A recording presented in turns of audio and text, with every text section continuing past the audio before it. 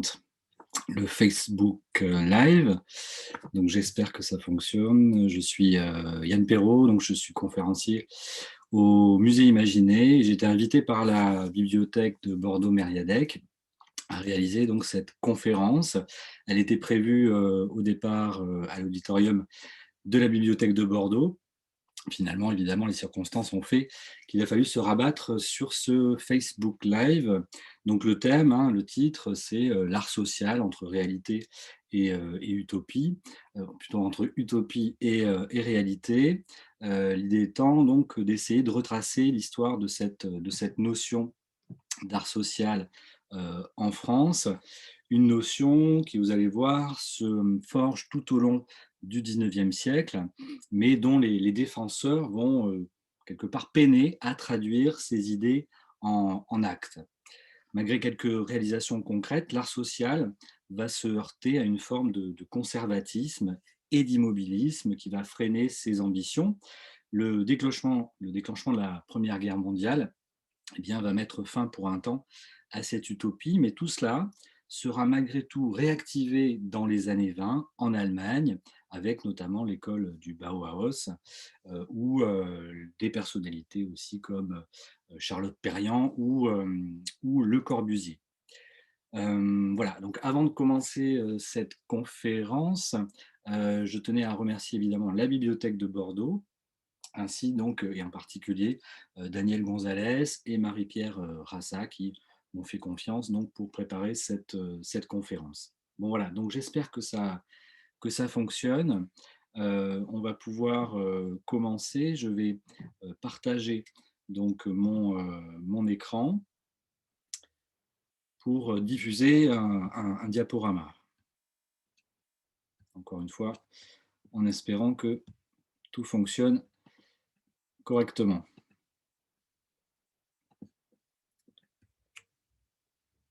Voilà. Alors pour préparer cette conférence, je me suis appuyé notamment sur les travaux de Bertrand Tillier, qui est un historien de l'art, qui est aussi historien, et qui a produit un ouvrage qui s'appelle L'artiste dans la cité, et qui revient évidemment sur cette dimension de l'art social.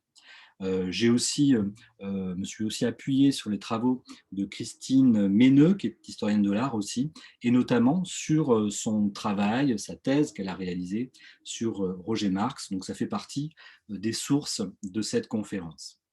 Alors cette conférence, elle débute par une question qui est à la fois éternelle et insoluble. L'art doit-il être utile ? Alors, cette question appliquée à la France, auquel je vais me limiter durant cette conférence, elle taraude depuis toujours les penseurs, les artistes, mais elle prend une actualité nouvelle au moment de la Révolution française. Alors, comme le titre l'indique, 19e, 20e siècle, donc je ne traiterai pas ici de ce qui se passe au moment de la Révolution française, mais il faut bien savoir que la notion d'art social prend naissance véritablement à ce moment de l'histoire. Les artistes sont en effet sommés par le nouveau régime d'œuvrer à la construction d'une nouvelle société. Le présupposé sur lequel s'appuient les révolutionnaires pour penser leurs réformes du système artistique est celui d'un clivage entre art et société. Donc les premiers, c'est-à-dire les arts, ne seraient plus évalués qu'à l'aune de la beauté d'exécution, en niant le sujet, alors que la société, alors au moment de la Révolution, la société c'est le peuple, eh bien serait complètement indifférente, cette société, aux beaux-arts. Une discipline qui est associée encore au pouvoir royal. Donc ce qui se fait jour au moment de ces débats, c'est une distinction, on va dire, de plus en plus antagoniste entre un art pur et un art appliqué, entre un art autonome et un art utilitaire. Alors, le terme d'art social n'est pas encore employé dans son acception moderne à cette époque, mais il trouve véritablement, donc, au moment de la Révolution, son origine conceptuelle. Alors, le problème du dépassement de cette dichotomie va se poursuivre tout au long du XIXe siècle, on va le voir. Dans la première moitié du siècle, les idées saint-simoniennes et fouriéristes circulent. Le positivisme des uns Et le socialisme utopique des autres assigne aux artistes deux fonctions majeures. Une fonction critique, dénoncer les travers de la société, et puis une fonction quasiment prophétique, c'est-à-dire guider le peuple vers un avenir radieux. Alors, dans leurs travaux, s'ils ne se définissent pas à proprement parler comme un art social, ils cherchent dans les œuvres d'art produites à leur époque un contenu social susceptible de démontrer le rôle de l'art dans la transformation de la société. Alors, c'est dans un article du critique d'art Théophile Thoré, publié dans L'Artiste en 1834, qu'apparaît sans doute pour la première fois l'expression art social. Dans cet article, intitulé L'art social et l'art progressif, l'auteur regrette, je le cite, cette malheureuse et funeste théorie de l'art pour l'art qui est venue isoler les artistes du milieu qui les entoure. Ce que redoutent ces penseurs, véritablement, c'est que l'artiste soit déconnecté finalement de la société et qu'il produise une œuvre hors sol, une œuvre effectivement qui serait indifférente aux soubresauts du monde. Alors là, normalement, sous vos yeux, vous devez avoir un tableau de Delacroix, puisqu'en fait, ces réflexions, effectivement, rejoignent la notion qui se forge aussi au même moment, à cette période, celle d'artiste engagé, et qui se manifeste particulièrement dans la peinture romantique. Delacroix, surtout, mais aussi Géricault, incarne un peu ce mythe de l'artiste engagé qui s'engage par le pinceau et glorifie par la peinture d'histoire les luttes des peuples opprimés.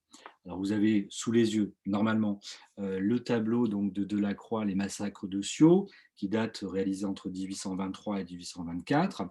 C'est un tableau, donc une peinture d'histoire, qui retrace un événement tragique donc de ce qu'on appelle alors la guerre d'indépendance de la Grèce. Et Delacroix, effectivement, s'inscrit dans ce mouvement philhelléniste, donc de Philhellène plutôt, de cette période. Donc voilà, donc l'artiste, pour notamment donc, Théophile Thoré, il doit être quelque part engagé. Mais ces courants de pensée progressiste, donc de cette époque, doit d'abord passer par l'architecture. C'est vraiment par l'architecture que les transformations les plus importantes peuvent s'opérer. En tout cas, c'est ce que pensent les mouvements les plus progressistes de l'époque. Donc on a des rêves de villes idéales comme ça qui surgissent, où toutes les couches de la population vivraient en harmonie et où tous leurs besoins seraient contentés. Le penseur, notamment politique socialiste, Étienne Cabet, rêve, lui, en 1842, d'une ville modèle qu'il nomme Icari, une ville donc comme ça utopique, mais dans laquelle une égalité absolue régnerait entre les citoyens.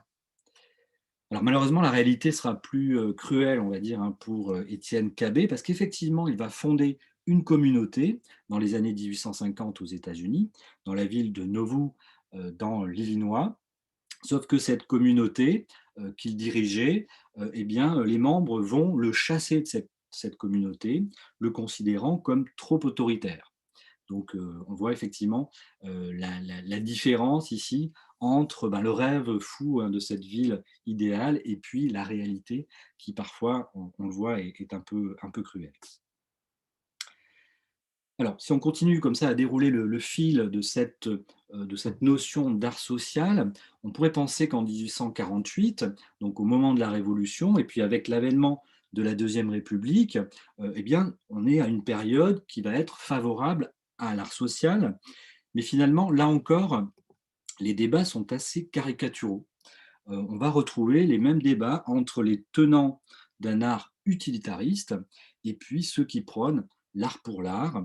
Aucune finalement approche nouvelle ne voit véritablement le jour pour réconcilier ces deux conceptions.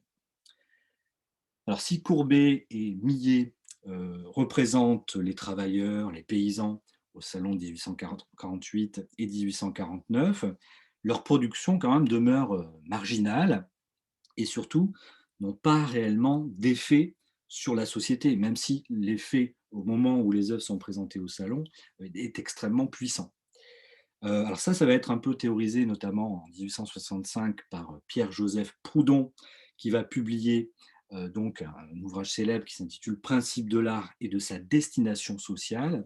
Et dans cet essai, le philosophe ambitionne de révéler un caractère général de l'art qui puisse légitimer, entre autres, la production contemporaine de Gustave Courbet. Alors normalement, sous les yeux, vous devez avoir une œuvre donc de Gustave Courbet représentant les casseurs de pierre, un tableau présenté au salon de 1850 et qui est effectivement caractéristique donc de cette tendance comme ça sociale de la peinture de l'époque.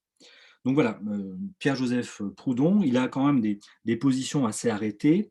Pour lui, l'art doit agir pour développer les consciences par une représentation des mœurs populaires. Et en dehors de cela, je dirais point de véritable art. Donc cette radicalité-là, elle va effectivement se heurter donc à ses contemporains qui vont rejeter quand même en bloc un petit peu les positions de Proudhon. Durant le Second Empire, on assiste finalement aux mêmes querelles. Par exemple, en 1856, l'écrivain et homme politique Victor de la Prade déclare: «La confusion de l'utilité avec la beauté amène nécessairement d'abord l'esclavage, puis l'anéantissement du beau sous la tyrannie de l'utile.» Le critique littéraire Gustave Planche écrit, lui, à l'inverse: «Le beau et l'utile ne sont pas sur le pied de l'égalité, l'utile domine le beau.» Donc voilà, donc on a des positions finalement qui paraissent complètement irréconciliables. Il y a quand même une troisième voie qui se dessine dans ces années-là, dans ces années 1850. En particulier dans les écrits de Léon de Laborde, qui est chargé de rédiger un rapport sur l'exposition universelle de 1851 qui s'est tenue à Londres. Alors, c'est un rapport qui va être publié en 1856 et il suggère donc dans ce rapport, et ce rapport est remis au gouvernement, il suggère justement des réformes concernant les beaux-arts et l'industrie. Il prône en particulier une union entre art et industrie et s'interrogeant sur les conditions de progrès, il donne une réponse claire: élever l'art, multiplier les artistes et former le public. Donc là, c'est intéressant parce qu'on assiste effectivement à une sorte de naissance comme ça d'une troisième voie qui cherche à concilier art et utilité à travers notamment la question de l'industrie. Bon, mais là encore, hein, si les réformes envisagées de Léon de Laborde donc étaient intéressantes, elles n'ont pas été mises en œuvre. Cependant, cette idée-là d'union de l'art et de l'industrie, c'est une idée qui va se répandre à cette époque, comme l'atteste notamment la création en 1863 de l'Union centrale des beaux-arts appliquée à l'industrie et qui a pour devise le beau dans l'utile. Vous voyez qu'on a ici les deux éléments réunis. Alors, les débats sur l'utilité de l'art vont être réactivés à la faveur des événements de 1871. Donc, à la suite de la Commune et jusqu'à la Grande Guerre, la Troisième République va affronter de nombreux mouvements sociaux, donc des revendications, des manifestations, des grèves, des révoltes, suscitées plutôt évidemment par des opposants qui se recrutaient autant dans l'anti-parlementarisme plutôt conservateur, que dans les mouvances anarchistes et puis du socialisme révolutionnaire. Donc la République associait principalement les peintres et les sculpteurs à son entreprise de célébration et de commémoration de ses valeurs idéologiques par le biais de commandes publiques de monuments et de décorations destinées à orner les places des mairies, des préfectures, etc.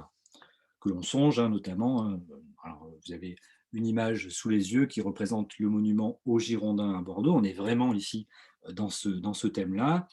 C'est un monument qui est caractéristique du phénomène de statuomanie qui sévit en France alors. L'art dans la cité doit être, en tout cas pour les tenants de la Troisième République, au service des valeurs qu'elle prône, que ce soit donc l'éducation, l'égalité, la concorde, etc. Mais durant donc la même période, on a des artistes alors, plutôt affranchis des milieux académiques et qui rejettent cette entreprise de propagande de l'État et qui vont mettre leur art au service de mouvements de contestation ou d'opposition.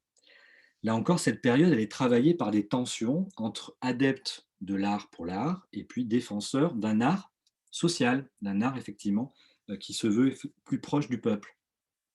Ça rejoint aussi des tensions entre différentes écoles, différents styles, et notamment le naturalisme contre, versus, on dirait, le symbolisme. Alors l'art social devient du coup un objet, presque un enjeu comme ça, hein, un objet de discussion dans les élites littéraires et artistiques lorsque la société républicaine, dite un peu paternaliste, va susciter des mouvements de contestation. La création par des écrivains et des artistes du Club de l'art social, on est en 1889, et puis la création de la revue L'Art social en 1891 témoignent effectivement de ces oppositions et de ces luttes. Alors l'idée, c'est vraiment d'attaquer l'individualisme bourgeois, la littérature symboliste aussi. L'idée est donc de plaider pour la révolution par l'art et l'accès du peuple à la culture. Donc le club de l'art social est éminemment politique, on comprend bien. Donc ce club est fondé, animé aussi par l'écrivain et journaliste Adolphe Tabarant, et comptait parmi ses membres quelques artistes illustres, comme notamment les peintres Camille Pissarro, mais aussi Maximilien Luce, le sculpteur Auguste Rodin, donc évidemment un sculpteur et pas des moindres, et puis on peut compter aussi le maître verrier Émile Gallet. Donc ce club, il est uni par trois motivations essentielles. D'abord, développer des activités artistiques dans les milieux populaires pour mettre l'art à la portée de tous. Ce sont des termes effectivement qui datent de cette époque. Il s'agit aussi de promouvoir des activités artistiques dans les milieux populaires et puis aussi donc de valoriser des formes de création populaire. Alors le club, vous voyez, donc, a des objectifs assez nobles, sauf qu'il n'atteindra pas véritablement ces objectifs, puisqu'il ne sera actif que durant 6 mois. Évidemment, en 6 mois, on ne peut pas faire grand-chose. En revanche, ce qui est intéressant, c'est que les idées émises au sein du groupe vont être largement diffusées et vont avoir un impact assez considérable dans des cercles et dans des milieux différents au cours des années 1890. Alors, parmi les membres, on va dire, éminents hein, de ce club de l'art social, il y a donc Camille Pissarro. Camille Pissarro, alors c'est quelqu'un qui est animé de convictions anarchistes, mais en même temps, lui, ne croit pas à un art purement idéologique. Pour lui, l'anarchisme, il réside dans la beauté. C'est assez original hein, dans ses convictions. Pour lui, donc, la beauté est capable par elle-même, finalement, de changer la société. Malgré tout, en 1890, il réalise donc pour ses deux nièces donc un album de 28 dessins, des dessins exécutés à la plume, qui contrastent beaucoup avec sa peinture, mais qui montrent clairement quelles étaient ses opinions. Alors ce carnet est intitulé Les turpitudes sociales. C'est un album qui aborde avec une certaine violence les thèmes de l'argent, de la bourse, du capitalisme, de l'esclavage salarié ou encore de la misère. On peut trouver notamment parmi les influences de ces dessins les gravures de Goya hein, ou les peintures, les dessins de Daumier aussi. Hein, on est un peu dans ce registre-là. Alors, le thème de la misère est abordé ici dans ce dessin que vous avez normalement sous les yeux. C'est un superbe dessin qui s'attarde, vous voyez, sur une étroite ruelle où gît à même le caniveau un être famélique, le visage tourné vers la lumière, émise par un lampadaire, comme pour y chercher une forme d'espoir, même si, vous voyez, le visage émacié, l'absence aussi de regard, Son attitude aussi semble indiquer que l'homme a déjà quelque part peut-être succombé à la faim. Le trait est rapide, nerveux, il participe à l'effet dramatique de la scène, qui cherche donc à dénoncer les injustices du temps. Voici un autre exemple, avec donc ici le capitalisme et la classe bourgeoise qui sont désignés comme les responsables des inégalités sociales. On retrouve ici notamment donc un banquier, vous le voyez, qui tient dans ses mains une bourse sur laquelle est écrit Capital. Il se tient sur un piédestal et il est entouré d'une foule nombreuse, une foule désespérée et en même temps hostile. Pissarro intitule son dessin C'est la guerre des dépossédés contre les dépossesseurs. Il illustre évidemment le thème ici de la lutte des classes. Donc les dessins de Pissarro sont réalisés, je le rappelle, à titre privé, mais ils décrivent donc les tensions et les injustices qui traversent la société de son temps, et ça correspond bien à l'imagerie que souhaitent diffuser notamment les théoriciens de l'anarchisme. En France, c'est vraiment à partir des années 1880 que les opinions vont se radicaliser au rythme des conflits sociaux. Des appels à l'engagement des artistes sont lancés. Ainsi, Pierre Kropotkin, théoricien donc anarcho-communiste d'origine russe, publie dans la revue française, Le Révolté en 1880, un appel aux jeunes gens. Il s'adresse en particulier aux artistes. Alors je cite: vous, poètes, peintres, sculpteurs, musiciens, si vous avez compris votre vraie mission et les intérêts de l'art lui-même, venez donc mettre votre plume, votre pinceau, votre burin au service de la révolution.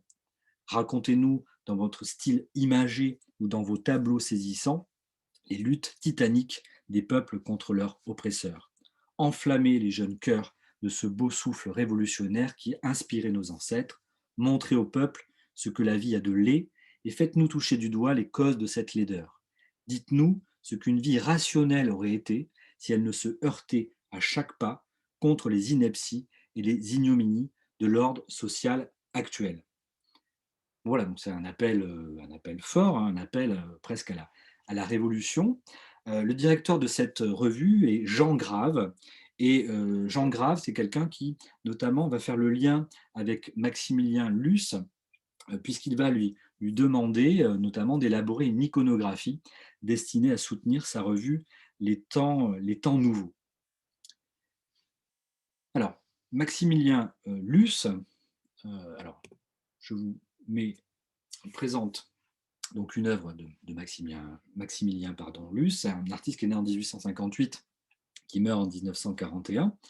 C'est un fils d'ouvrier et qui sera marqué par les événements tragiques de la commune. Il se rapprochera des néo-impressionnistes comme Paul Signac ou Georges Seurat, dont il partage les conceptions esthétiques, alors notamment le divisionnisme, le pointillisme, etc. Donc on est dans ce registre-là. Il est proche des mouvances anarchistes et il considère que le peintre anarchiste peut contribuer à l'émancipation politique et sociale par sa capacité à produire un art purement plastique. Donc lui aussi, quelque part, Pissarro, il doute de l'efficacité éducative d'une iconographie à caractère idéologique. Donc pour lui aussi, ça doit passer par la beauté. Ça ne l'a pas empêché quand même de produire un certain nombre de lithographies et de peintures qui vont aborder de manière directe des sujets sociaux et là, vous avez sous les yeux plutôt un sujet politique. En 1903, il peint effectivement ce tableau qui s'intitule Une rue à Paris en mai 1871, aussi appelé La Commune, et qui décrit les victimes de la semaine sanglante. Donc pour rappel, hein, c'est durant la semaine du 21 au 28 mai 1871 que la Commune va être sévèrement réprimée par les Versaillais, qui firent donc entre 10 000 et 20 000 victimes. Alors, le tableau est présenté au Salon des Indépendants de 1905 et il est perçu vraiment comme une puissante page d'histoire. C'est un tableau qui est un tableau monumental qui mesure environ 150 sur 225 cm. Donc, c'est le format vraiment de la peinture d'histoire. Alors, vous voyez comment la peinture, enfin la composition est habile. Il va disposer au premier plan ces corps, donc ces victimes comme ça enchevêtrées, au pied d'une barricade qui a été détruite, hein. On voit donc les pavés dans l'angle en bas à droite. Et puis ensuite, on a donc la diagonale de la rue comme ça qui guide le regard vers un soldat mort pour indiquer que ce massacre ne se limite pas à cette image, mais que évidemment les morts sont nombreux. Il donc décrit ça dans une ville, vous voyez, déserte, exsangue, donc avec ces devantures, hein, qui ont été, qui sont fermées et parfois détruites. Il y a un côté un peu pétrifié dans sa composition qui évidemment atteste de l'horreur de l'événement. Voilà, donc les personnages sont placés dans l'ombre, hein, enfin les personnages du premier plan sont placés dans l'ombre avec cette ombre menaçante des bâtiments comme ça qui semblent se développer dans la composition. Il use effectivement d'une petite touche comme ça, des petites touches juxtaposées qui vont donner cet effet comme ça, un peu vibratoire à la surface du tableau. Les tons sont plutôt, enfin, plutôt des tons froids, hein, ici, qui sont utilisés évidemment, qui renvoient au drame qui se joue. Donc c'est une œuvre forte qui s'inscrit dans une série comme ça d'une dizaine de tableaux sur ce thème, où il parvient, alors c'est ça son tour de force, hein, il parvient donc à concilier à la fois donc, cette histoire de la commune qui est en train de s'écrire, et puis le format, la peinture d'histoire qui, donc par une manière assez naturelle, renvoie plutôt à la tradition. Et donc, il arrive à associer les deux dans cette série de tableaux. Alors voici un autre tableau qui normalement devrait s'afficher, de Maximilien Luce, là encore. Ce tableau, là aussi, représente donc un épisode de la Commune. Là, il s'agit de l'exécution d'Eugène Varlin. Donc, Eugène Varlin, c'est un ouvrier, membre du conseil de la Commune et qui a été massacré par la foule hystérique et qui a été fusillé par les lignards. L'artiste choisit le moment où l'armée versaillaise exulte après cette exécution sommaire. Il s'agit pour lui de faire à la fois acte de mémoire, mais aussi de faire de la victime, donc un martyr aussi de la commune, dont l'histoire est en train de s'écrire à ce moment-là. Alors parmi les artistes les plus, on va dire, les plus convaincus de la nécessité d'un art social. Donc vous comprenez que ici, l'art social se comprend comme un art politique, en fait, hein. Donc c'est-à-dire un art qui doit agir dans la cité, faire changer cette société. Donc parmi les artistes importants donc, de cette mouvance, on peut citer aussi Paul Signac. Paul Signac, c'est un artiste qui naît en 1863, qui meurt en 1935, et il fait véritablement figure de chef de file. Alors lui aussi, il appartient au néo-impressionniste. Il va développer lui aussi donc cette division chromatique des tons et puis cette touche pointilliste mise au point par Georges Seurat. Alors c'est important parce qu'on voit bien qu'il s'inscrit en fait dans l'avant-garde et pour lui, cet engagement artistique est le prolongement de son engagement politique puisqu'il se considère comme anarchiste. Donc il s'oppose à l'art académique, il manifeste sa liberté vis-à-vis donc de l'art du passé, mais aussi donc vis-à-vis de l'art, vis-à-vis pardon, de la société dans laquelle il se trouve. Il veut détruire ce monde qu'il considère comme révolu pour inventer donc un nouveau monde. Le thème de la destruction pardon, est celui du tableau, donc le plus représentatif de cette veine politique et sociale de son œuvre. Alors c'est le tableau que vous avez sous les yeux, un tableau donc qui s'intitule Le Démolisseur. C'est une image, vous voyez, assez vigoureuse donc d'un travailleur musclé, torse nu, qui travaille à la pioche sur les décombres d'un bâtiment. Alors la genèse de l'œuvre remonte sans doute à 1896, mais il commence à y travailler véritablement en janvier 1897. Alors, vous voyez comment la composition s'appuie sur donc le corps puissant de l'ouvrier qui a saisi donc une pioche et qui s'apprête à donner un coup violent. Ce coup, il est porté contre un bâtiment qui présente, vous le voyez sans doute dans l'angle, un décor de céramique, donc sans doute un décor très, très raffiné. Alors lui, il s'attelle effectivement à le détruire. On voit derrière lui un autre ouvrier qui, lui, est en train de déposer un bloc de pierre. Dans le fond, on a une ville comme ça, enveloppée dans une brume, brume qui provient donc de panaches de fumée issues des cheminées d'usines. On remarque aussi à mi-distance un palais ou une église, donc lui aussi en ruine. On voit largement la charpente en fait qui est mise à nu. La technique de Signac rappelle celle élaborée donc par Seurat. Les objets sont d'abord définis par des couleurs traitées comme ça en aplat, et puis ensuite, il va juxtaposer des petites touches rondes ou allongées. L'idée étant que ces touches, alors voici un détail, l'idée étant que ces touches, en fait, à distance, se fondent dans l'œil du spectateur. C'est ça la théorie néo-impressionniste, hein.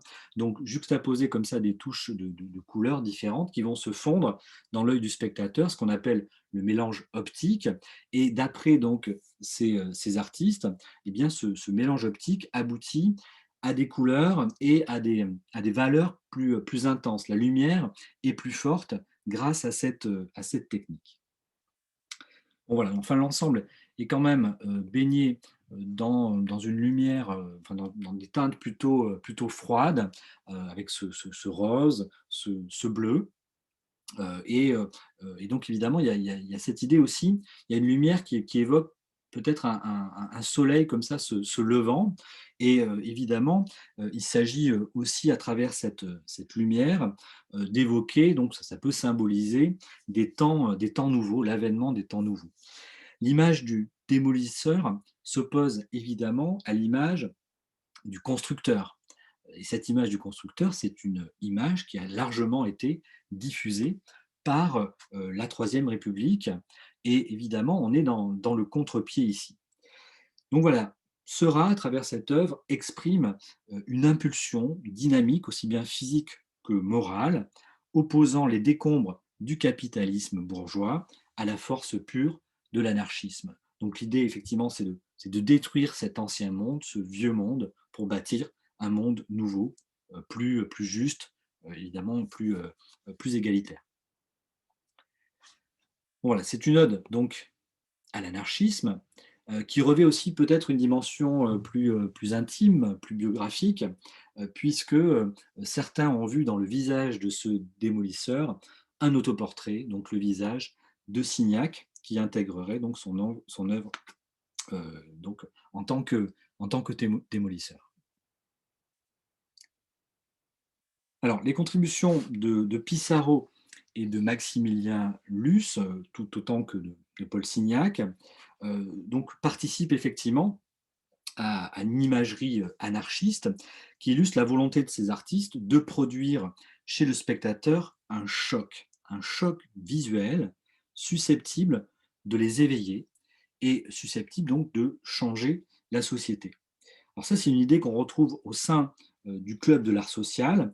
Donc les artistes, les théoriciens se donnent ouvertement pour tâche principale de réveiller donc les artistes, mais de réveiller aussi les publics pour permettre à l'art de se développer en pleine conscience. Pour eux, l'art devient social à partir du moment où il parvient à extraire celui qui regarde de sa condition de somnambule.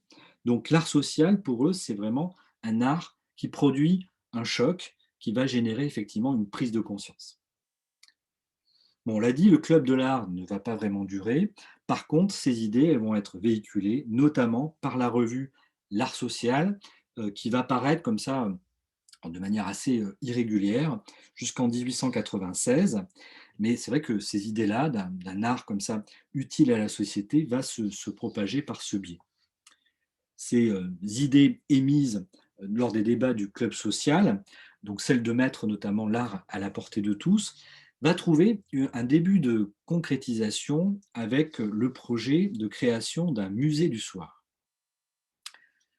Alors le musée du soir, c'est une belle idée de Gustave Geffroy, qui est un journaliste, un proche collaborateur de Clémenceau, et qui va, alors c'est quelqu'un qui s'initie comme ça en autodidacte à l'art, et qui va militer pour la création d'un musée d'art destiné aux ouvriers. Alors dans le journal La Justice, dont le rédacteur en chef est Clémenceau, il va officier comme journaliste politique, mais aussi comme critique d'art, et il déclare en 1894, il lance encore une fois un appel, il déclare donc: «Je demande un musée du soir». Il lance à partir de cet article une campagne véritablement en faveur d'un musée d'objets d'art, mobilier et usuel, un musée de travail et d'art ouvert tard le soir et implanté dans l'Est parisien où pourraient se former et s'instruire les ouvriers du meuble et de l'objet d'art.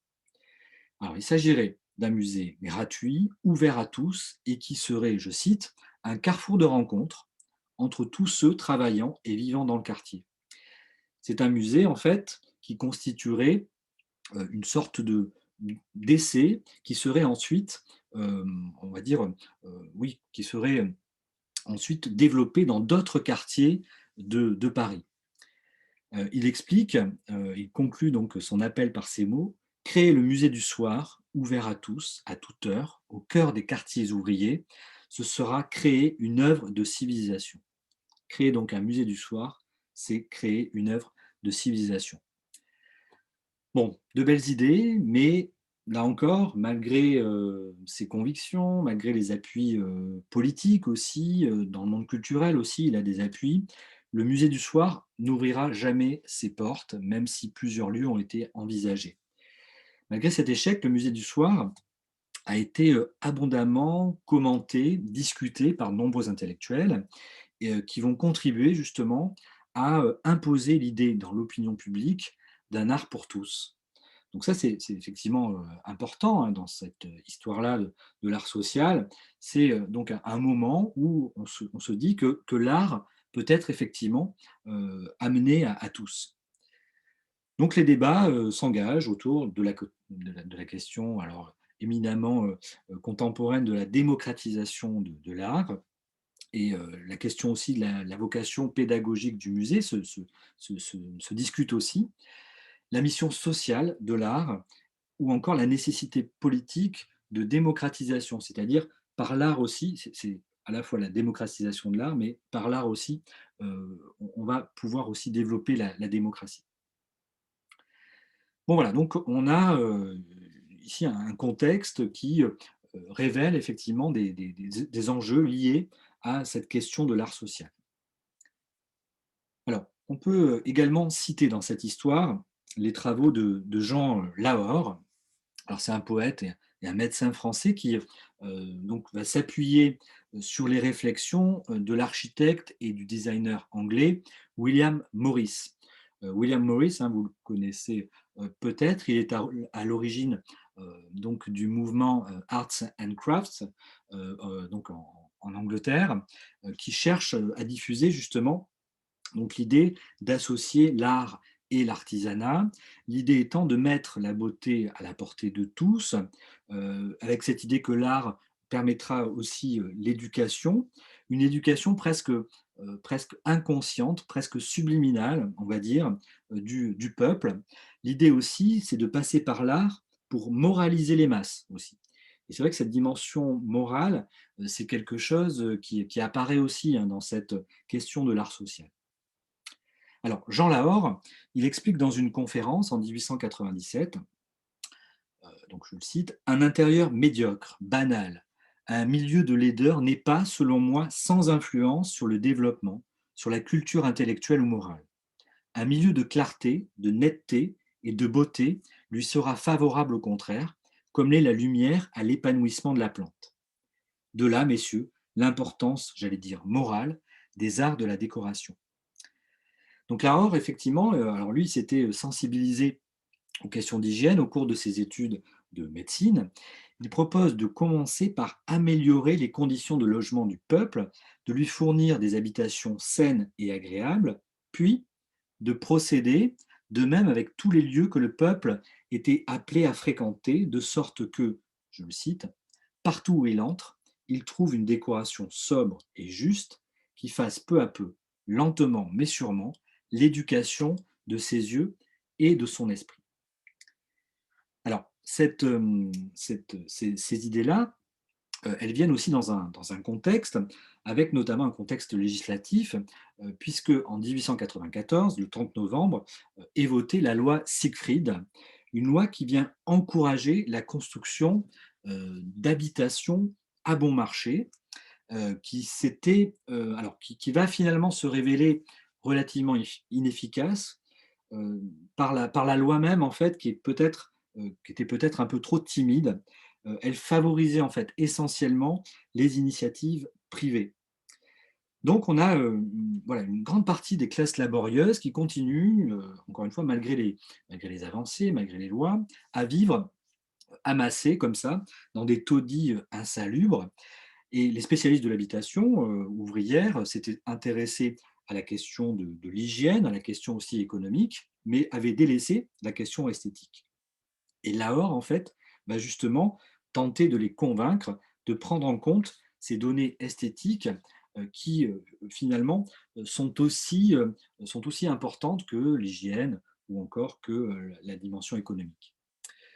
Donc voilà, donc Jean Lahore va considérer que l'esthétique qui doit être promue est celle de l'Art Nouveau. Alors ça, c'est intéressant hein, de voir aussi que ce qu'il va promouvoir, ce n'est pas les arts décoratifs traditionnels, mais c'est donc l'Art Nouveau. Il distinguait tout particulièrement l'architecte décorateur belge Gustave Serrurier-Bovy. Ça a été le premier, Serrurier-Bovy, à imaginer une maison d'artisan dont la formule en fait paraissait suffisamment simple, économique et séduisante pour convenir à tous. Donc dans l'esprit de Jean Lahore, le modèle c'est ça, quoi, c'est la maison d'artisan de Serrurier-Bovy. Alors vous avez une photo ici, bon, qui n'est pas d'une très grande qualité, mais qui permet quand même de percevoir les caractéristiques de cette maison. Alors, ici, on est dans le salon de la maison, de cette maison d'artisan. C'est une maison qui a été présentée dans le cadre d'une exposition en 1895, une exposition de la libre expression, de la libre esthétique, qui s'est tenue donc à Bruxelles en 1895. Alors, Gustave Serrurier-Bovy, il est lui-même influencé par le mouvement Arts and Crafts. Il cherche donc à produire des meubles bon marché, mais de qualité, pour la classe ouvrière. Il va opter pour des décors donc allégés par rapport au style traditionnel. Il faut imaginer effectivement qu'à cette époque-là, la décoration intérieure, c'est quand même assez chargé, assez fourni. Là, l'idée, c'est justement d'épurer cette ornementation. Donc, il va opter pour un mobilier d'aspect comme ça un peu rustique, un peu robuste. Il utilise le chêne, l'orme, le peuplier. Et puis, il va supprimer surtout toutes les draperies inutiles afin de faire circuler l'air, là encore dans un souci d'hygiène. Donc dès 1903, Gustave Serrurier-Bovy abandonne les lignes courbes au profit de lignes plus géométriques dans un style qui semble anticiper un petit peu le Bauhaus ou l'Art déco. Donc là, on était en 1895. Voici un exemple ici donc d'une enfin, d'une série comme ça de meubles qui s'intitule Silex, c'est le mobilier Silex donc de Serrurier Bovy. En 1905, effectivement, il répond à un concours organisé par l'Exposition universelle de Liège et le programme du concours est très clair: rendre le logement ouvrier accessible et agréable à habiter. Alors pour ce faire, évidemment, le prix de vente est essentiel. Donc il va viser le bon marché en utilisant des matériaux simples tels que le peuplier ou le sapin, par une mise en œuvre aussi facile et pratique. Donc c'est un mobilier en kit, hein, on est quasiment chez Ikea ici avec le mobilier Silex. Donc on a des vis apparentes et puis les décors aussi sont réalisés au pochoir. Ils sont là aussi assez rudimentaires, on peut le percevoir ici sur cette photo. Donc l'idée, c'est de valoriser des bois simples et puis donc d'utiliser un décor relativement modeste. Donc l'idée, c'est de créer finalement un mobilier qui soit pour toutes les bourses. Ce qui est amusant, ce qui est intéressant, c'est que cet architecte designer va aussi tenter de faire éclater les barrières entre les classes sociales, puisque ce mobilier, il va donc chercher à le vendre aussi bien aux classes les plus laborieuses, mais il va aussi l'utiliser pour décorer eh bien, parfois des demeures assez prestigieuses. C'est le cas notamment il va meubler la chambre de l'étage du château de la Chérelle sur la commune de Dienne dans le Cantal, de la même façon. Donc quelque part, il y a vraiment cette volonté donc de briser justement ces cloisons comme ça entre les différentes classes sociales. Alors c'est un mobilier qui va enthousiasmer notamment les leaders du parti ouvrier belge. C'est vrai que la politique n'est jamais loin lorsqu'on aborde l'art social et la Belgique, de ce point de vue-là, est vraiment à la pointe à cette époque. Alors, si on revient à Jean Lahore, en 1902, il va mettre sur pied, il va créer en fait une sorte d'association qui s'appelle la Société d'art populaire, qui va s'occuper de toutes les questions qui ont trait à l'éducation artistique des masses et à l'embellissement aussi de leur cadre de vie. Donc, il fait appel à tous les artistes qui ont le sens de la décoration simple et sobre. Il convoque tous les tenants de, je cite, l'art dans tout, partout et pour tous, hein. C'est un slogan qui fleurit à cette époque. Il ambitionne de produire des modèles de meubles et d'objets destinés aux plus humbles et dont la beauté simple, comme par capillarité, permettrait de s'extraire de leurs conditions. Alors, la première étape de son projet était l'organisation d'une grande exposition internationale d'art populaire et d'hygiène. Mais là encore, malgré ses ambitions, malgré ses appuis, les réalisations concrètes placées sous l'égide de cette société sont restées finalement assez rares. Alors, une initiative a peut-être eu plus d'impact, c'est la création en 1894 du Musée social, une fondation privée reconnue d'utilité publique, dont le but était de fonder une institution qui rassemble et conserve les documents et les informations sur les expériences et les réalisations dans le domaine social. Alors, c'est une institution qui existe toujours, hein. Elle n'a plus le même nom, hein. Elle a été associée à un autre organisme, c'est ce qu'on appelle le CEDIAS Musée social, donc ça existe toujours. Et ce musée a d'abord été animé par Frédéric Leplay, avec aussi à sa tête Émile Chesson, hein, qu'on retrouvera un petit peu plus tard. Donc la fondation est installée à Paris et elle va devenir un véritable institut de recherche. Alors ça, c'est ça qui est assez fascinant et novateur. Donc c'est un musée à vocation sociale, dans le sens effectivement où il réunit toutes les recherches concernant les expériences et notamment celles liées au lien entre l'art et la société.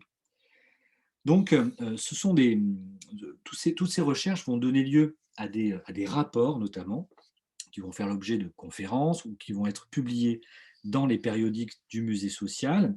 Et ce qui est intéressant, c'est que, alors on a des personnalités assez diverses hein, dans ce lieu, mais ces animateurs du musée social sont mus vraiment par une même volonté réformatrice qui va les conduire à inspirer et influencer un grand nombre de projets de loi, notamment liés à l'urbanisme, à tel point que l'institution a pu être nommée à un moment l'antichambre de la chambre, ce qui révèle effectivement sa dimension de lobbying en fait, hein. Et le domaine dans lequel le lobbying est le plus puissant et peut-être le plus pertinent, c'est dans le domaine de l'urbanisme.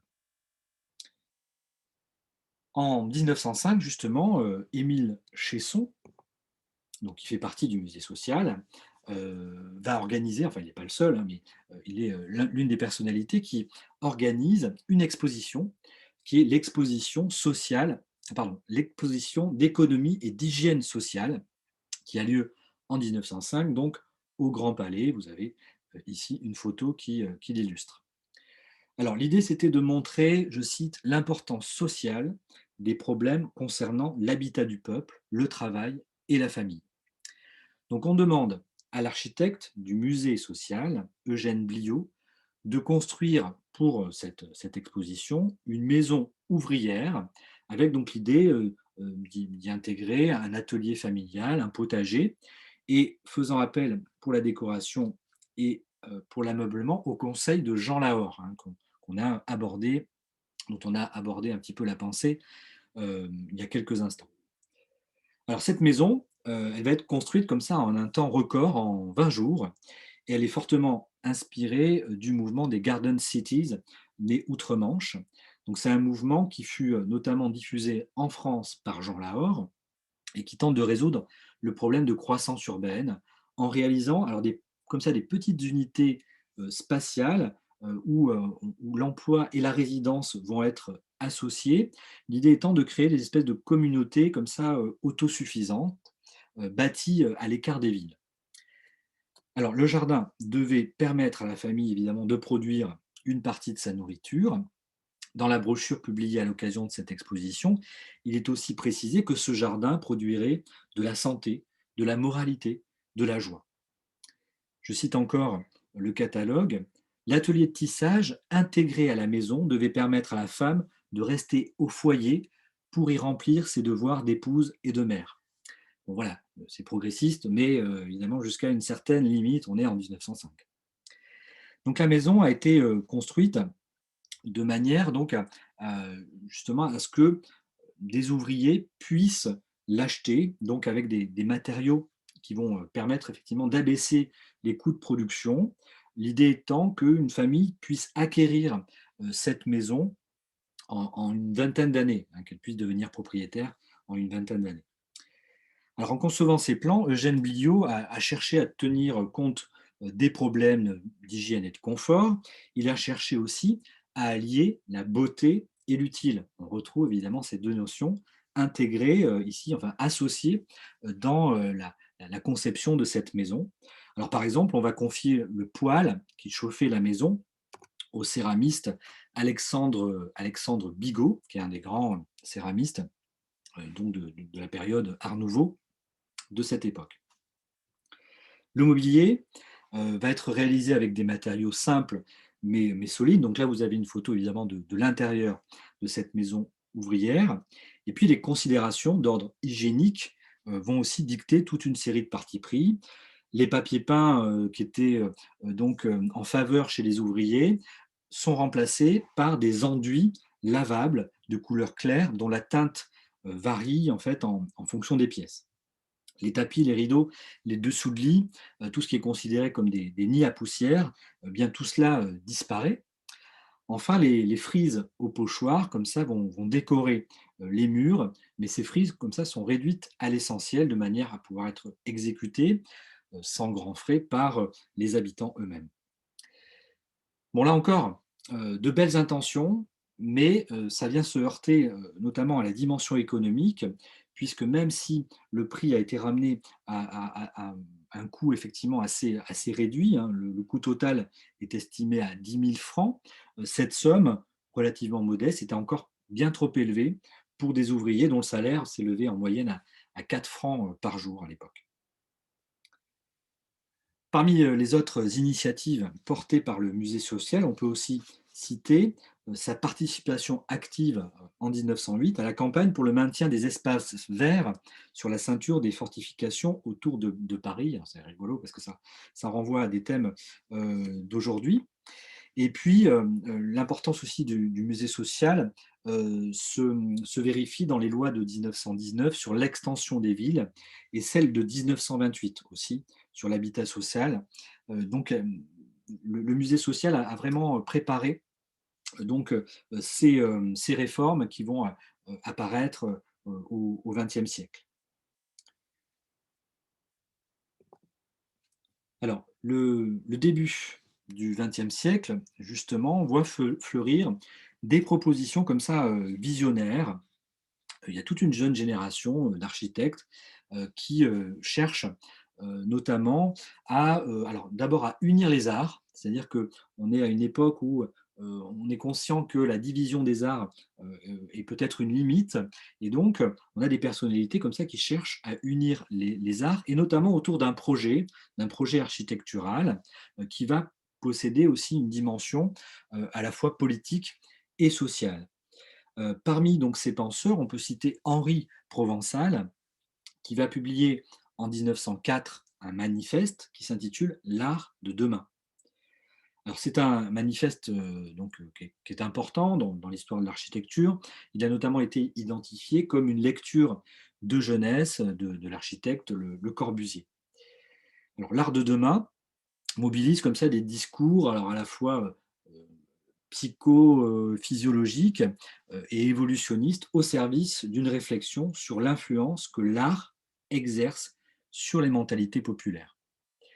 Alors, il développe, Provençal, donc une idée comme ça, l'idée, enfin, son idée va se concrétiser autour donc d'un édifice imaginaire qui est le temple. Alors pour lui, le temple, hein, c'est un temple à vocation laïque, hein, c'est pour lui l'architecture idéale qui va rallier les arts dispersés et c'est le siège d'une forme d'harmonie intégrale qui va jouer le rôle de noyau de la spiritualité commune. Et l'idée, c'est que cette spiritualité infuse comme ça du haut vers le bas, vers toutes les strates de la vie sociale. Alors c'est une idée qui inspirera notamment un de ses confrères, François Garras, qui va imaginer plusieurs projets de temple, dont ce que vous avez sous les yeux, normalement, si tout va bien. Il s'agit du temple de la pensée dédié à Beethoven, donc c'est un projet utopique et qui s'inspire donc de la pensée de Provençal. Euh, on peut aussi citer parmi ces penseurs comme ça qui imaginent donc des lieux utopiques.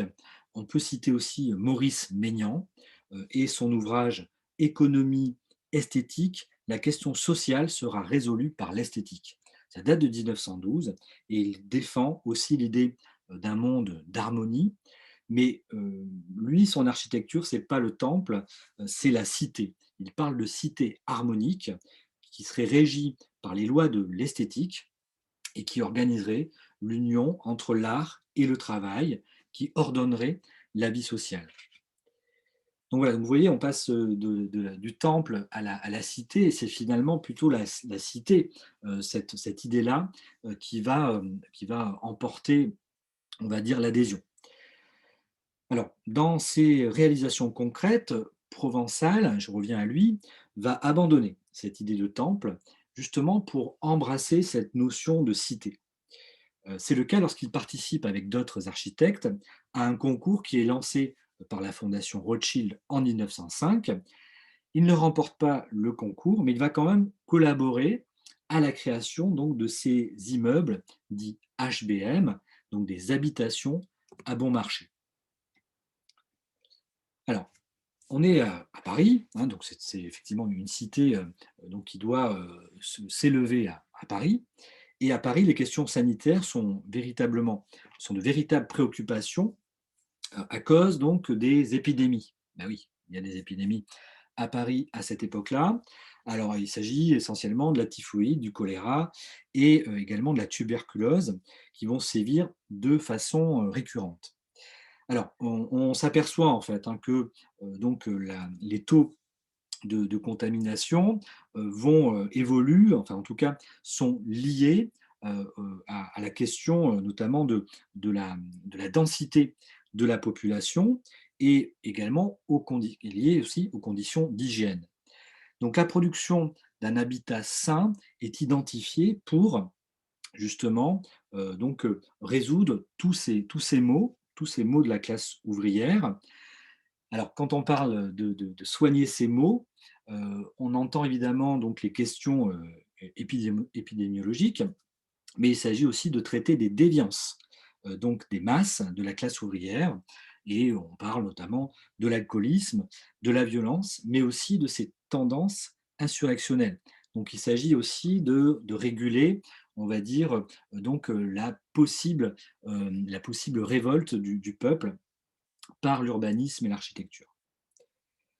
Alors effectivement, il y a des sociétés, philanthropiques, alors qui ont été fondées, dès le 18e, mais qui construisent dans Paris au 19e siècle, à la fin du 19e siècle, des bâtiments qui sont susceptibles d'offrir des conditions de vie décentes aux ouvriers, en introduisant des éléments de confort et de salubrité, pardon. Qu'on pense à l'eau et le gaz, donc à tous les étages, qu'on pense au chauffage, au sanitaire, et cetera. Donc c'est dans ce contexte qu'est lancé ce concours en 1905 par la fondation Rothschild, dont l'objet est vraiment l'habitat social ouvrier. Alors les préoccupations hygiénistes sont très fortes au sein du concours. Il s'agit de proposer des formes urbaines nouvelles et des cellules d'habitat qui permettent notamment l'ensoleillement et la ventilation des logements. Donc ça, c'est vraiment inscrit dans le concours. On proscrit la notion de cours fermés au profit donc de places et d'îlots comme ça ouverts. Et puis, on cherche aussi à, quelque part, à créer aussi des espaces donc, qui vont permettre d'identifier donc, le bâtiment. Et puis, il y a aussi une dimension de surveillance de la classe ouvrière qui va être assurée par des entrées monumentales sur rue, qui sont effectivement aussi des lieux où on va pouvoir surveiller cette classe ouvrière qui fait un peu peur. Alors vous avez donc sous les yeux la réalisation concrète, hein, l'immeuble qui se trouve rue de Prague, donc qui date de 1900, réalisé entre 1905 et 1909 par Henri Provençal et Gustave Majou, donc situé rue de Prague à Paris. C'est un projet donc, qui a une forme d'îlot, un îlot rectangulaire qui mesure 5600 mètres carrés et qui compte 321 logements.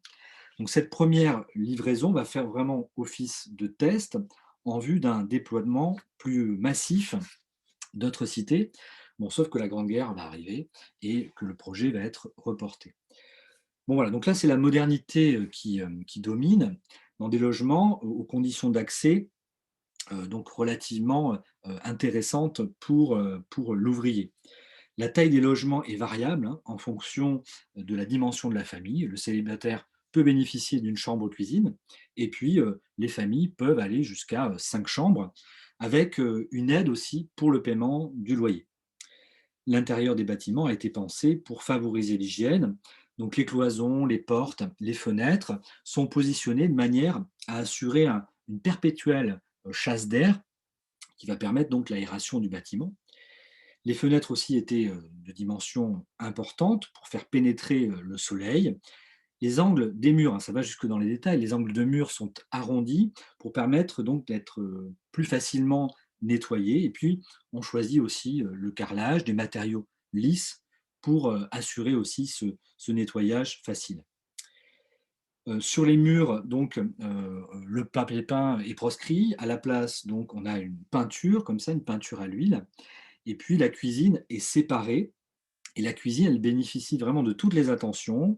Il y a un vide-ordures, un coffre à linge, un garde-manger aussi ventilé et puis les placards aussi sont présents en nombre, l'eau courante, le gaz, bref donc tous les éléments d'un confort comme ça, moderne, jusqu'au WC qui se trouve à l'intérieur des appartements, ce qui évidemment là aussi est assez une avancée assez considérable.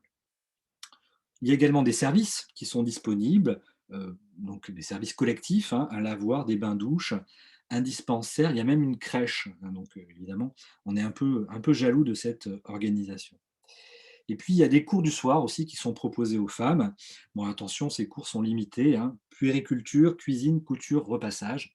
Donc évidemment, on reste quand même dans une conception, tout à fait traditionnelle des activités de la femme.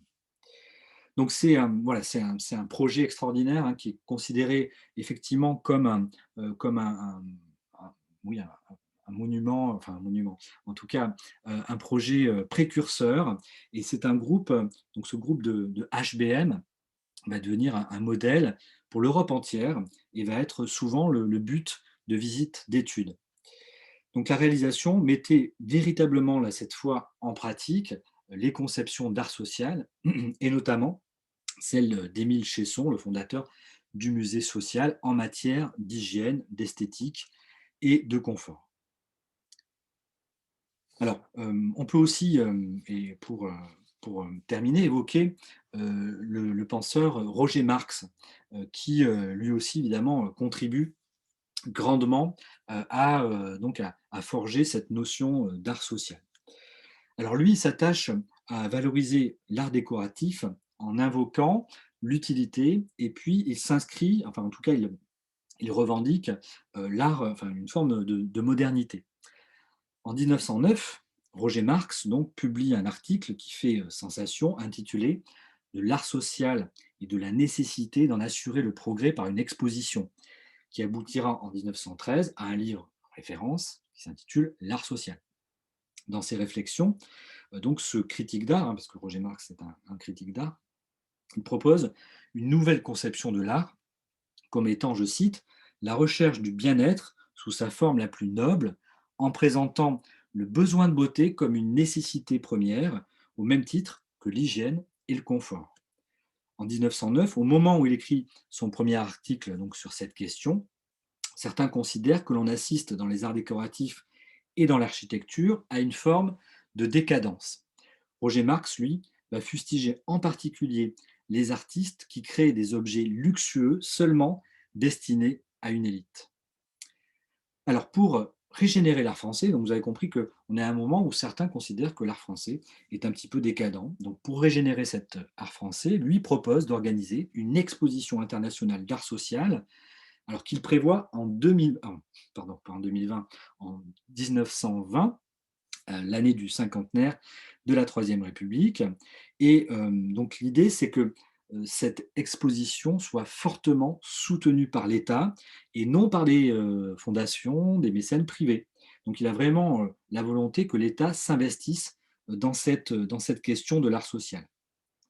Alors, le programme de cette exposition est clair, je le cite, il s'agit rien moins que de révéler l'art dans l'expression de ses rapports avec la vie publique et privée, à la ville et au village, en France et dans les colonies.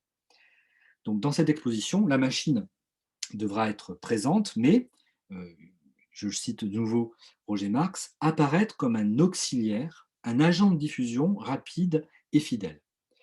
L'architecture aura véritablement la prééminence dans cette exposition, alors que la peinture et la sculpture, je cite, qui prétendaient naguère absorber seule l'attention, interviendraient dans la limite de leur fonction décorative. Enfin, seront présentées aussi les industries de l'ornement, du mobilier, la mode, les moyens de transport, les fêtes publiques, le théâtre, la musique et la danse. Donc vous voyez, ça balaye effectivement des champs disciplinaires extrêmement vastes. L'originalité de Marx est donc de privilégier les rapports entre l'art et la société et non pas de mettre à l'honneur l'excellence des artistes nationaux comme c'était le cas d'habitude dans ce type d'exposition internationale. Donc ça, c'est ce qui fait effectivement la spécificité de l'idée de Roger Marx. Donc à travers des articles, des ouvrages, des essais, Roger Marx va parvenir à réactualiser et à imposer l'idée d'un art social dans les plus hautes sphères. Et pour convaincre, les artistes, ils usent parfois de la ruse, ils usent de stratagèmes. Il s'appuie notamment, enfin, avec son ami l'architecte Franz Jourdain. Franz Jourdain, c'est un architecte qui est à la tête du Salon d'automne. Il préside le Salon d'automne. Et en 1910, avec Roger Marx, ils ont l'idée d'inviter des artistes et des architectes allemands. On est en 1910, c'est une période effectivement qui n'est pas forcément évidente. Alors, ces ateliers allemands, donc, ils présentent des ensembles décoratifs et modernes, et ils sont en effet en Allemagne épaulés par une industrie forte, très présente, mais aussi par des institutions, par des musées notamment. Il s'agit pour Marx et Jourdain de démontrer le bien fondé d'un travail collectif, unifié comme ça sous la direction des architectes. Alors l'exposition présentée au Salon d'automne va produire l'effet escompté, puisque la presse, les sociétés, mais aussi des députés, un peu vexés par l'avance prise par les ateliers allemands, vont s'emparer véritablement du projet de Roger Marx. Et en juillet 1912, la Chambre adopte la proposition de loi tendant à organiser à Paris en 1916, alors la date est évidemment mal choisie, donc l'idée d'organiser une exposition internationale des arts décoratifs et modernes. Donc à ce moment-là, le projet d'exposition est acquis, mais Roger Marx cherche à imposer quand même la notion d'art social par une intense campagne de presse avant la publication de son ouvrage L'art social, hein, je vous l'ai dit, en 1913. Alors, cet ouvrage, donc, il est fondamental évidemment pour cette notion. Dans son texte introductif, Marx développe sa conception de l'art social en reprenant les arguments des siècles précédents et de ceux forgés au XIXe siècle, mais il les actualise en indiquant que l'art doit s'adapter à la puissance de consommation des masses. Donc, il prend évidemment en compte aussi les évolutions de la société de son temps. Il insiste sur les liens entre art, science et économie. Il défend le recours aux procédés mécaniques et il défend aussi les vertus de la division du travail qu'il prend en compte dans sa conception de l'art social. Il prône également l'utilisation morale de la science au bénéfice de l'art. Alors, parmi les responsables qui ont entravé pour lui la régénération de l'art social, l'auteur fustige en particulier les architectes français et l'État français. Pour lui, les architectes sont accusés de n'accorder son crédit qu'à la peinture et à la sculpture et de négliger les autres arts utiles, pour reprendre donc les mots de Marx. Donc l'auteur prône une union des arts qui annihile justement, alors qui annihile pas toute hiérarchie, mais qui entrevoit donc diverses sortes de production, manuelles, mécaniques, industrielles, qui utilisent les capacités respectives de l'artiste, de l'artisanat, de l'ouvrier, et auxquelles doivent nécessairement correspondre des ordres d'enseignement distincts. Marx envisage effectivement dans son ouvrage la question de l'enseignement, et ça c'est évidemment fondamental. Il préconise un enseignement supérieur, décentralisé et variant en fonction des régions et de leur industrie, mais où effectivement seraient associées donc ces deux notions, l'art et puis l'industrie. Alors dans son ouvrage, il cite quelques artistes, parmi les artistes que Roger Marx donc, met en avant. On peut citer Émile Gallet, hein, j'en ai parlé précédemment pour évoquer le club de l'art social. Donc vous le connaissez, hein, ce céramiste, cet artiste verrier qui est aussi ébéniste. Et toute sa vie, Émile Gallet, c'est quelqu'un effectivement qui va défendre des convictions comme ça sociales. Il prête notamment aux arts décoratifs une valeur et des pouvoirs qui dépassent la fonction usuelle ou la fonction ou la dimension esthétique. Pour lui, effectivement, l'art doit être à la portée de tous, là encore. Donc pour lui, ces créations, elles ont une vocation sociale. Qu'il s'agisse de productions sérielles comme ça, destinées à des amateurs modestes, ou des pièces uniques, accessibles aux riches clients. L'idée, effectivement, c'est encore une fois de promouvoir la beauté comme possibilité finalement pour le peuple de s'émanciper de sa condition. Bon, Émile Gallet, Roger Marx cite aussi René Lalique ou le peintre Victor Prouvé, qui par leur engagement, là aussi, ont participé à décloisonner ces questions donc d'art et d'industrie. Parmi les designers de son temps, il cite designer entre guillemets, parce que le terme est évidemment pas adéquat. Il cite en particulier des modèles d'Eugène Gaillard.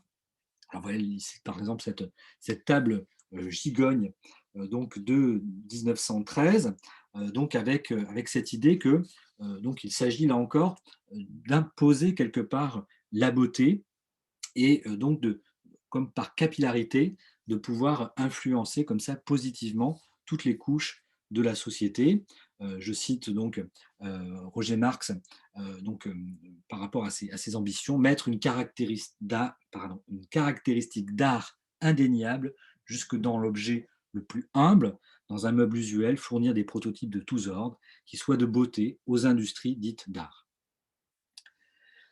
Alors, si Roger Marx trouve dans le parcours et l'esthétique de certains artistes de son temps un positionnement proche de sa définition donc, de l'art social, il faut bien admettre que peu d'artistes s'en réclament véritablement. Si on se pose la question des réalisations concrètes qui découlent de ces belles propositions, là, en fait, on se rend compte que peu d'artistes, effectivement, suivent son exemple.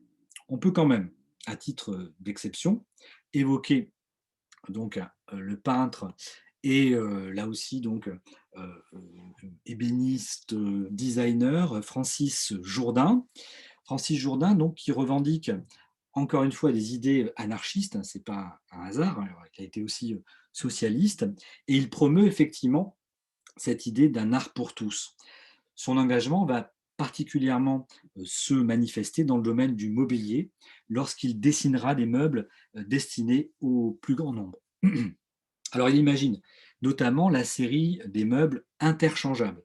C'est une série qui a été initiée d'abord en 1904. Donc ce sont des meubles à bas prix qui se distinguent par leur simplicité et leur adaptation à plusieurs fonctions. Donc hein, c'est évidemment ce que vous avez ici sous les yeux à travers cette photographie d'époque. Il les produit, donc ces meubles interchangeables, à partir de 1913, avec sa propre entreprise qu'il appelle les ateliers modernes. Et c'est en fait à la suite de la lecture de l'article, un article retentissant de l'architecte Adolphe Loos, Ornement et crime. Alors, ornement et crime, effectivement un article extrêmement intéressant qui fustige l'excès d'ornement dans l'architecture. Et c'est à cette lecture-là, donc, que Francis Jourdain, à partir de là, qu'il va essayer donc justement de rompre avec le style Art Nouveau pour embrasser un art, on va dire, plus fonctionnel. Alors, donc, il cherche à se débarrasser de l'ornementation et il cherche à s'affranchir effectivement de tout décor dont la présence ne serait pas dictée par la fonction. C'est ça évidemment la dimension fonctionnaliste de son travail. Alors ce radicalisme-là va bientôt provoquer des réactions mais plutôt négatives, comme lui-même le rappelle dans son autobiographie, je cite: on me reprocha d'être sévère, janséniste, protestant, allemand, collectionneur de caisses à savon, emballeur, fabricant de cercueils et socialiste. Donc vous voyez que son mobilier est quand même assez mal reçu à l'époque. On voit hein, que les résistances, donc là on est en 1913, hein, les résistances sont quand même fortes, sont encore nombreuses pour voir se développer comme ça un art proprement social. En même temps, il y a un socle théorique extrêmement puissant, et notamment grâce à des penseurs comme Jean Lahore ou Roger Marx. Mais évidemment, tout cela va se confronter, notamment, va trouver un coup brutal avec la Grande Guerre. Et ces belles idées vont être quand même remises en cause, ou en tout cas repoussées à plus tard. Les débats suscités notamment par les écrits de Roger Marx, cette idée notamment d'une exposition internationale qui ne va pas avoir lieu du coup, hein, telle que l'avait imaginé Roger Marx, ben, ça va ressurgir alors plus tard, quand même dans les années 20, dans les années 30, grâce à une nouvelle génération qui se forme justement à la veille de la Grande Guerre, qui se nourrit de ces idées-là, qu'on pense à Charlotte Perriand, qu'on pense à Le Corbusier également. Alors tout ça, c'est une autre histoire hein, que je ne vais pas aborder ici. Ça sera peut-être l'occasion d'une autre conférence. En tout cas, je vous remercie pour votre attention. J'espère que tout s'est bien passé du point de vue technique.